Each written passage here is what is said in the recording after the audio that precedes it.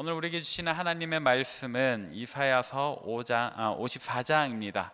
오늘 본문은 범죄하고 하나님을 멀리하여 하나님께로부터 버림받았던 이스라엘 백성들이 어제 본문에서 예고한 하나님의 아들, 그 의로우신 종 예수 그리스도를 통해 어떻게 회복될 것인가를 선언하는 내용을 담고 있습니다.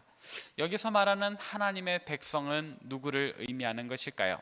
1차적으로는 당시에 이사야의 이 예언을 귀로 들었던 남유다 사람들일 겁니다. 그러나 보편적으로는, 또 궁극적으로는 하나님의 백성으로서 우리 구주 예수 그리스도를 구주로 고백하며 성령님과 함께 동행하는 우리 전 지구상의 저와 여러분을 포함한 모든 인류라고 할 것입니다. 곧 오늘 말씀은 하나님의 몸된 교회의 궁극적인 모습을 우리에게 알려주고 있다 할 수 있겠습니다. 오늘 말씀을 구조적으로 나누기에는 조금 무리가 있습니다만, 다만 그 내용적으로 살펴보자면 오늘 본문은 총 세 부분으로 나눌 수 있겠습니다. 어떻게 나눌 수 있을까요? 첫 번째는 예수 그리스도를 만나기 이전의 우리의 영적 상태입니다. 두 번째는 예수 그리스도를 통해서 변화되는 우리의 모습입니다. 또 세 번째는 그 예수 그리스도를 통해서 변화된 우리에게 주시는 하나님의 궁극적인 축복입니다. 다시 한 번 더 말씀드립니다. 첫 번째는 예수 그리스도를 만나기 이전의 우리의 영적인 상태, 두 번째는 예수 그리스도를 통해서 변화될 우리의 모습, 그리고 세 번째는 그렇게 변화된 우리에게 주시는 하나님의 궁극적인 축복입니다. 우리가 이와 같은 구조를 가지고 오늘 말씀을 함께 살펴보도록 하겠습니다. 먼저는 첫 번째 구조인 예수 그리스도 이전의 우리의 영적 상태에 관해서 함께 나누어 보도록 합시다. 예수 그리스도, 그분은 누구십니까? 우리가 고백하는 대로 하나님의 아들이십니다. 또 하나님의 의로운 종이십니다. 그래서 하나님의 원하시는, 기뻐하시는 그 뜻을 이루기 위하여 친히 자기 목숨을 내어주신 분이십니다. 그분을 통해서 우리는 구원받습니다. 그런데 그 예수님을 만나기 이전에 우리의 영적인 상태는 어떻습니까? 여러분들이 알고 있는 범위 내에서 한번 대답해 보십시오. 가장 쉬운 답이 있습니다. 그것은 바로 죄인이라고 하는 것입니다. 예수님을 만나기 이전에 우리는 죄인이었습니다. 예수님의 그 십자가 사건이 있기 전에 우리는 죄인이었습니다. 아담과 하와의 원죄로부터 시작된 그 죄의 본성이, 그 죄성이 우리에게 그대로 이어져 내려와 하나님과 우리의 관계가 단절되어 있지 않았습니까? 그래서 우리가 여전히 우리의 죄를 먹고 마시는, 하나님 없이 사는 그런 죄인의 상태에 있었다. 이것이 우리가 알고 있는 예수님을 만나기 이전에 우리의 영적인 상태입니다. 그런데 이 죄인이라고 하는 두 글자만으로 과연 우리의 영적 상태를 다 표현할 수 있을까? 우리가 단순히 우리의 영적 상태, 예수님을 만나기 이전에 우리의 영적 상태를 죄인이라고 하는 것은 아주 쉽게 도식화한 구조 속에서 나온 정답이지, 이것이 우리의 영적 상태의 모든 면을 설명해 주는 것은 아니다. 정확히 이야기하자면 이 죄인이란 단어를 가지고서 우리가 받아들이는 우리 마음의 어떤 양심의 아픔이나 애타는 감정까지 다 담아낼 수 있는 것은 아니다라는 겁니다. 그러면 우리의 영적 상태를 보다 정확하게 이해하기 위해서 어떤 설명이 필요한가? 어떤 표현이 필요한가? 오늘 본문 말씀에 보니까 그 예수님을 만나기 이전에 우리를 두고서 하나님께서 지칭하시는 어떤 표현들이 있는 거예요. 이 이사야 54장에 예수님을 만나기 이전에 우리의 영적 상태를 아주 잘 설명해 주는, 그것도 하나님께서 직접 언급하시는 표현들이 있더라. 그것은 어떤 표현인가? 여러 절에 나누어져 있는데 제가 부분 잘라서 간단히 언급해 드리겠습니다. 구체적으로 어떤 표현인가? 먼저 오늘 본 말씀 1절에 보니까 이런 표현이 있어요. 잉태하지 못하며 출산하지 못한 자, 너 잉태하지 못하며 출산하지 못한 자라고 이야기를 했습니다. 잉태하지 못한다, 출산을 하지 못한다, 이것이 여성들에게 얼마나 큰 아픔인지 우리는 이 부분만 보아도 알 수 있는데, 특히나 당시에 이 고대 근동지방 사람들에게 있어서 출산하지 못한다, 잉태하지 못한다라는 말은 그와 동일한 또 다른 표현이 바로 연상되게 됩니다. 그것은 어떤 표현일까요? 바로 신으로부터 저주를 받은 자예요. 오늘날에 와서야 이 출산하지 못한 것, 잉태하지 못한 것은 아픔이 있고 상처가 있는 사람, 그래서 우리가 여러 가지로 위로할 사람이라는 인식이 이제서야 피어나지만, 이때 당시에 고대 근동 사람들에게, 아니 사실 그들의 이야기 아니라 우리의 이야기까지만 해도, 조선 시대만 해도 아이를 낳지 못하는 여성은 얼마나 소박맞아야 했습니까? 얼마나 큰 아픔을 당해야 했습니까? 버림받기까지 하지 않았습니까? 자, 그런 의미에서 오늘 본문 말씀 1절이 이야기하는 너 잉태하지 못하며 출산하지 못하는 자여 라는 말은 곧 하나님께 버림받은 자, 죄인이라고 하는 표현보다 직접적으로 그들의 영적 상태를 알려주는 그런 표현인 겁니다. 또 어떤 표현이 본문에 나옵니까? 4절에 보니까 과부라는 표현도 있어요. 과부, 잉태하지 못하고 출산하지 못한 사람은 신으로부터 버림을 받은 사람인데, 4절에 나오는 과부라고 하는 표현은 남편에게서 버림을 받거나 또는 남편이 목숨을 잃어서 완전히 그 시집 갔던 집에서 끊어지는 사람을 이야기하잖아요. 또 6절에 보니까 좀 더 구체적으로 마치 버림을 받아 마음에 근심하는 아내, 어릴 때 아내가 되었다가 버림받은 자라는 표현까지 있습니다. 그리고 11절에 보니까 또 어떤 표현이 있나요? 공고하며 광풍에 요동하여 안위를 받지 못한 자라는 표현이 있어요. 공고하며 광풍에 요동하여 안위를 받지 못한 자, 이는 엄청난 재앙을 당한 사람들이죠. 광풍에 요동치는 자. 또 우리가 어떤 생각을 할 수 있습니까? 이런 재앙, 천재지변은 곧 하나님께서 직접 심판하시는, 그렇게 하나님께로부터 직접 심판을 받는 그런 사람을 의미하죠. 아마도 이 부분에서, 이 대목에서 하나님께서는 그들을 생각했던 것이 아닐까요? 누구요? 마치 창세기에 나오는 요 노아의 홍수 때에 그 모든 지면을 덮어버리는 홍수에 이리 밀리고 저리 밀리고 결국에는 목숨까지 잃게 되었던 그 수많은 죄인들, 그 노아의 일가족을 제외한 그 수많은 범죄자들, 그들을 생각하면서 하셨던 말씀은 아닐까요? 자, 이렇게 다양한 표현들, 우리가 예수님을 만나기 이전에 우리의 영적인 상태를 생각할 때 단지 죄인이라고 하는 그 단어를 통해서 깨닫는 것보다 더 풍성한, 오히려 더 절망적인 그런 우리의 상태를 오늘 이사야서 54장은 이야기를 하고 있습니다.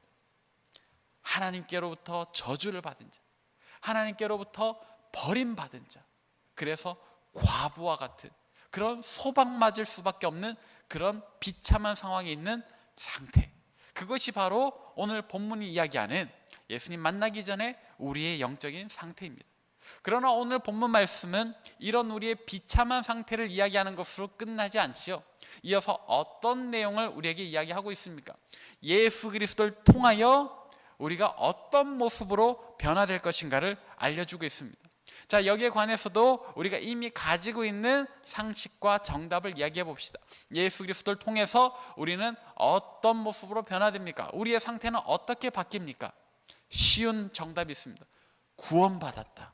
좀 더 정확히는 구원의 확신을 얻었다. 우리가 이 육신의 장막을 벗은 그 개인적인 종말, 또는 주님 구름 타고 다시 오실 때 그 우주적인 종말 때에 우리가 나팔 불며 임하시는 주님과 함께 하나님의 영광스러운 나라에 들어갈 것이라는 확신을 얻었잖아요. 그죠? 근데 이 구원의 확신이 이 당시 사람들, 또 우리에게도 이 변화된 상태에 대한 그 모든 것을 담아낼 수 있는 그런 표현은 아닌 거예요. 가장 정답이지만, 그러나 조금 더 입체적으로 오늘 본문 말씀이 어떻게 우리에게 알려주고 있는가? 오늘 말씀 1절에 또 보니까 남편 있는 자의 자식보다 많은 자식을 둔 여인이다. 그러니까 엄청나게 많은 자손이 있는 거예요. 그러니까 비록 내가 남편에게 버림받은 그런 여인과 같지만 남편 있는 자보다 더 많은 자녀를 가지고 있다. 그러니까 이때 당시에 이 자녀는 엄청난 하나님의 복을 상징하거든요. 그러니까 잉태하지 못하고 출산하지 못하던 자가 엄청나게 많은 자녀를 둔다, 그런 표현. 그리고 또 3절에 보니까 심지어 내가 낳은 그 자손들이 어떻게 돼요? 열방을 얻는다, 열방을 이룬다. 그럼 바다의 모래알과 같이 하늘의 별과 같이 많아진다라는 얘기를 합니다. 그리고 5절에 보니까 이런 표현이 있어요. 우리를 지으시니 만군의 여호와 이스라엘의 거룩하시니 온 땅의 하나님이라 일컬음을 받는 이가 우리의 남편이 되어주신다는 거예요. 남편이 없는 과부와 같았는데 하나님께서 우리의 남편이 되어주신다. 물론 우리가 이전에 다른 남편이 있었던 건 아니죠. 하나님과 신랑 신부와 같이 있었는데 하나님께로부터 버림받았다. 그런데 이제 다시 하나님이 우리의 남편이 되어주신다니까. 완전한 회복을 이야기를 하는 겁니다. 그것도 더할 나위 없는 궁극의 회복입니다. 또 9절에 보니까 이런 표현이 있어요. 노아의 홍수 때 맹세한 것과 같이 내가 내게 노하지 않겠다. 너를 책망하지 않겠다. 그렇게 맹세했다라는 거예요. 이제는 우리는 정말 버림받은 자, 비난받는 자, 저주를 받은 자였는데 하나님께서 예수 그리스도를 통하여 우리와 다시 화목하신 이후에는 우리를 책망하지 않겠다라고 이야기를 하시죠. 우리에게 노하지 않겠다라고 이야기를 하십니다. 가장 중요한 표현은 10절입니다. 오늘 본 말씀 10절은 우리가 함께 읽어보겠습니다. 우리가 오늘 본 말씀 10절 말씀 함께 읽겠습니다. 시작. 산들이 떠나며 언덕들은 옮겨질지라도 나의 자비는 내게서 떠나지 아니하며 나의 화평의 언약은 흔들리지 아니하리라. 너를 긍휼히 여기시는 여호와께서 말씀하셨느니라. 아멘. 자, 방금 읽은 절에서 뭐라고 이야기를 합니까? 산들이 떠난다, 언덕들이 옮겨진다. 마치 막 지구가 깎여 나가는 것 같은 엄청난 재앙의 순간에도 하나님의 자비가 어떻게 해요? 우리를 떠나지 않는데요. 하나님의 화평의 언약은 흔들리지 않는다, 변하지 않는다, 우리에게 여전히 유효할 것이다 라고 이야기를 해요. 그러면서 하시는 이야기, 하나님께서 우리를 어떻게 하셔요? 긍휼히 여기신다. 이전에는 저주를 받았고 버림을 받았던 우리가 예수 그리스도를 통하여 어떻게 된다고요? 하나님의 긍휼히 여김을 받는다. 정말로 완전히 변화된 상태, 정말로 천지가 개벽한 것 같이 변화된 상태가 우리에게 주어졌습니다. 오늘 우리를 사는, 오늘 현대를 사는 우리에게는 이런 표현들도 어쩌면 많이 낯설 수 있습니다. 확 와닿지 않을 수도 있어요. 그러나 이 예언을 1차적으로 직접 들었던 당시 남유다 사람들에게 이거는 정말로 팍팍 이해되는 그냥 최고의 설명들인 겁니다. 특히나 성경 안에 이 여인에 대한 이야기 얼마나 많이 있습니까? 특별히 오늘 본문인 이사야서 54장 이전의 여인들만 살펴보아도 언니 레아와 경쟁해야 했던 라헬, 그가 얼마나 자녀를 원했던가, 정말 잉태하지 못하고 출산하지 못한 자의 아픔, 그 라헬의 이야기를 통해서 이 유대인들은 잘 알고 있습니다. 또 대적 분인나 때문에 괴로워하며 성전에서 심지어 소리조차 내지 못하고 기도해야 했던 사무엘의 어머니 한나의 이야기를 통해서도 그들은 잘 알고 있죠. 또 남편을 잃은 과부의 심정은 모압 땅에서 진짜 남편이 죽고 시아버지도 죽어서 시어머니와 단촐하게 이스라엘 땅으로 돌아와야 했던 모압 여인 룻의 이야기를 통해서도 잘 알고 있습니다. 이런저런 여인들의 이야기를 통해서 당시 남유다 사람들은 오늘 본문이 이야기하는 하나님의 말씀이 무엇인가 그들은 너무나도 잘 알 수밖에 없는 거예요. 모를래야 모를 수 없는 그런 이야기를 오늘 하나님은 유다 백성들에게 하고 있지요. 비록 그들과 우리가 지리적으로, 시대적으로, 문화적으로 많은 차이를 가지고 있지만 오늘 본문이 담고 있는 그 하나님의 애절한 마음, 그 마음만은 저와 여러분들이 잘 캐치하고 이해할 수 있어야 할 것입니다. 이제 마지막 내용입니다. 오늘 본문 말씀 11절부터 17절까지를 통해서 하나님께서는 예수 그리스도를 통해서 변화된 우리가 받게 될 그 궁극적인 축복을 말씀해 주십니다. 그 축복은 어떤 축복들입니까? 제가 또 띄어가면서 읽어보겠습니다. 11절에 보니까 우리에게 어떤 돌이 있어요. 근데 하나님께서 그 우리가 가진 돌 사이에 어떤 돌을 끼워 넣어 주십니까? 아주 화려하게 채색한 예쁘게 꾸민 돌을 넣어주신대요.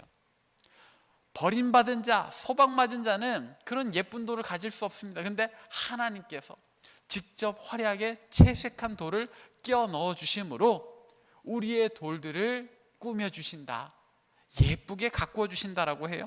심지어 우리가 머물 처소에 어떤 반석, 기초를 쌓아주시는데 그것은 무엇이냐? 청옥이라고 하는 보석으로. 어디 과부가, 어디 버림받은 자가 당시 배경 속에서 보석을 가질 수 있는가? 보석 위에 앉을 수 있는가? 보석을 터전으로 삼고 살아갈 수 있는가? 하나님께서 바꾸어 주신다는 거예요. 그렇게 변화시켜 주신다는 거예요. 우리의 어떤 신분이 변화되고 진짜 우리의 삶의 질이 변화되고, 근데 그게 청옥이라고 하는 보석으로 터전을 삼는 것처럼 말입니다. 또 어떤 축복이 있는가? 12절에 보니까 홍보석으로 성벽을 쌓는다, 석류석으로 성문을 쌓는다.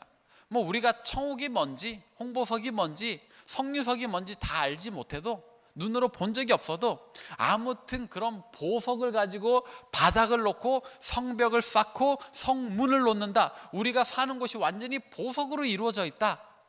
이건 뭐 어렸을 때 교회 학교에서 불렀던 그 황금성이라는 찬양의 가사와 같지 않습니까?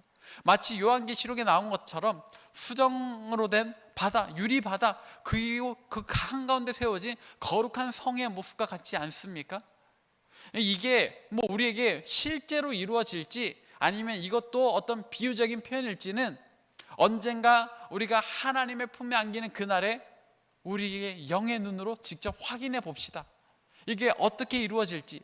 아무튼 오늘 본문이 우리에게 이야기하는 바는 하나님의 백성, 예수 그리스도를 통해 변화된 우리, 성령과 동행하는 우리가 누리게 될 그 궁극적인 축복은 이와 같이 엄청난 축복이라는 말입니다.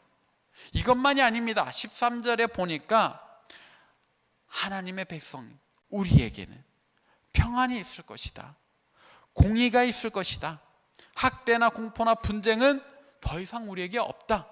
심지어 우리를 공격하려고, 우리를 괴롭히려고, 우리를 치려고 준비한 그 모든 연장들, 도구들이 다 쓸모없을 것이다 라고 이야기를 해요.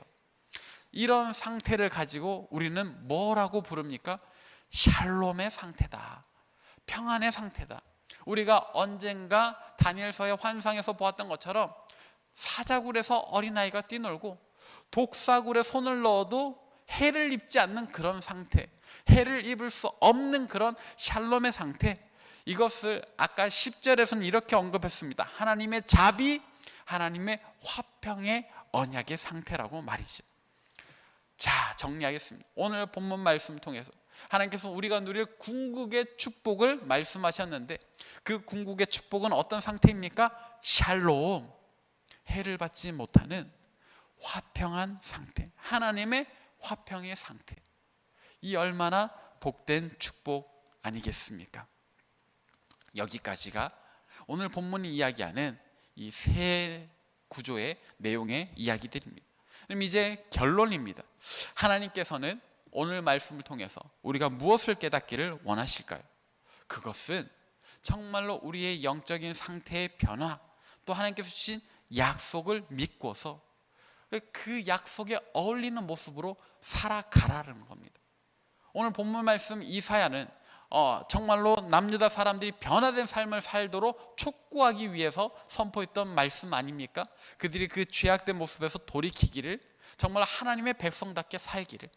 오늘 우리도 우리 영적 상태가 이렇게 변화되었다라는 것을 깨닫고, 또 하나님께서 우리에게 이와 같은 놀라운 축복을 예비하셨다는 사실을 기억하면서 오늘 우리가 살아가는 삶의 현장이 어떻든지, 얼마나 괴롭고 얼마나 힘들고 우리를 고민케 하는 그런 요인들이 얼마나 많든지, 이런 것들은 곧 쓸모 없어질 테니까 하나님의 그 약속을 믿고 기대하며 희망 가운데 기쁘게 살아가라, 그렇게 말씀하시는 겁니다.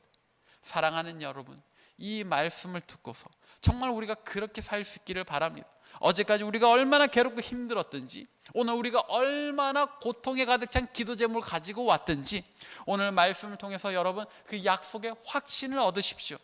오늘 우리가 살아가는 삶의 현장이 이토록 괴로워도 하나님 곧 우리에게 청옥으로 된 터전을 주실 것이며 홍보석으로 꾸며진 성벽으로 우리를 지켜주실 것입니다.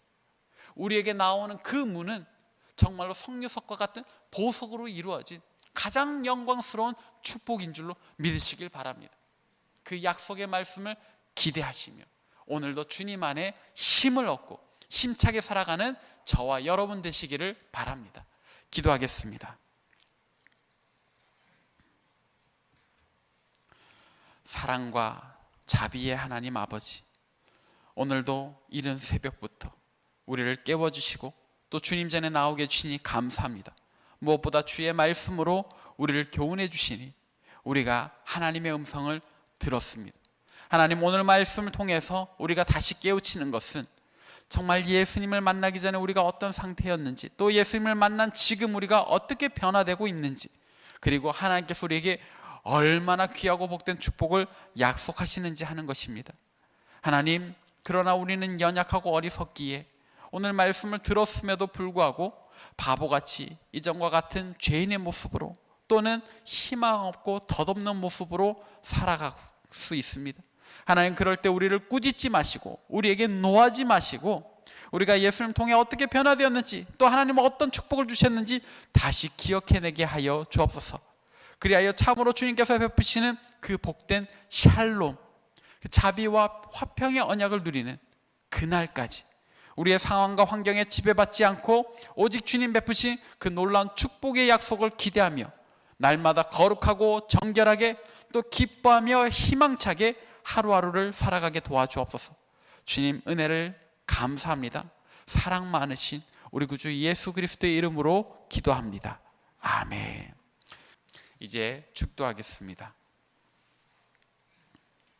이제는 우리 주 예수 그리스도의 은혜와 하나님의 지극하신 사랑과 성령의 위로하심, 오늘 우리가 처한 삶의 자리가 얼마나 괴롭든지 힘들든지 그에 얽매이지 않고 상관하지 않고 오직 우리를 구원하신 예수님을 믿으며 하나님께서 베푸신 샬롬, 그 화평의 언약을 기대하는 마음으로 하루하루 기뻐하며 힘내어 살아가기로 다짐하고 결단하는 이 자리에 모인 모든 주의 백성들 머리 위에, 또 세계 각지에서 목숨 걸고 사역하시는 선교사님들 그 가정과 사역 위에, 그리고 코로나19로 아파하고 신음하는 우리 조국 대한민국과 저 북녘 땅과 온 세계의 열방 위에 이제로부터 영원토록 함께하시기를 간절히 축원하옵나이다.